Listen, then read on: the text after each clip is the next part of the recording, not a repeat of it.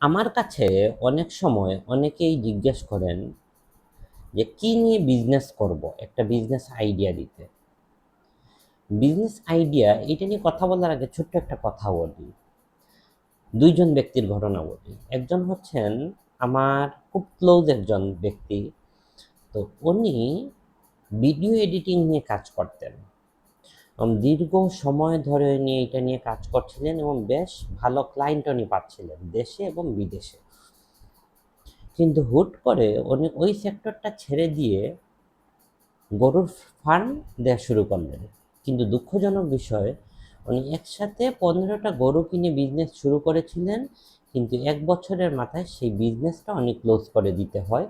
কারণ হচ্ছে সেখান থেকে 4টা গরু মারা যায় এবং ভালো দামে উনি বিক্রি করতে পারেননি। তো পুরোটাই ওনার লস।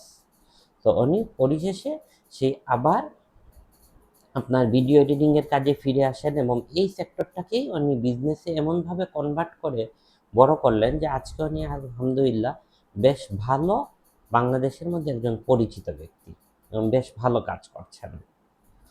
আরেকজন ব্যক্তি উনি কিন্তু জাস্ট আমার পরিচিত। উনি আপনার মুদির দোকান দিতেন, কিন্তু হুট করে ওনার মাথায় কি আসলো জানি না, উনি আপনার মুরগের খামার দেওয়া শুরু করে দিলেন। কিন্তু দেখা গেল 6 মাসের মাথায় উনি মুরগের খামার একদম ক্লোজ করে দিতে হয়েছে, কারণ উনি প্রফিটেবল অবস্থায় যেতে পারছিলেন না। পরবর্তীতে উনি লস খেয়ে অনেক অনেক টাকা লস হয়ে যায়, বেশ কয়েক মাস বেকার থেকে আবারও আস্তে আস্তে মুদির দোকানটা শুরু করলেন।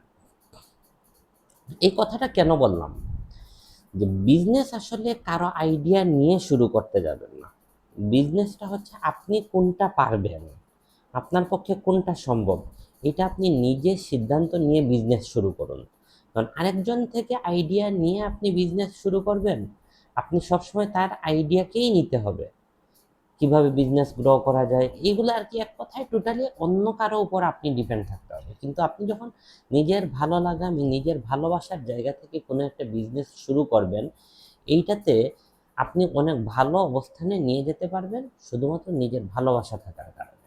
এই জন্য বিজনেসের আইডিয়া কারো কাছে খুঁজতে যাবেন না। হ্যাঁ, আপনি যেটা করতে পারেন, আপনি যখন বিজনেস শুরু করেন আপনার বিজনেস প্ল্যানিংটা কারো সাথে শেয়ার করতে পারেন, যাতে উনি আর একটু প্ল্যানিং সুন্দরভাবে গুছিয়ে দিতে পারেন।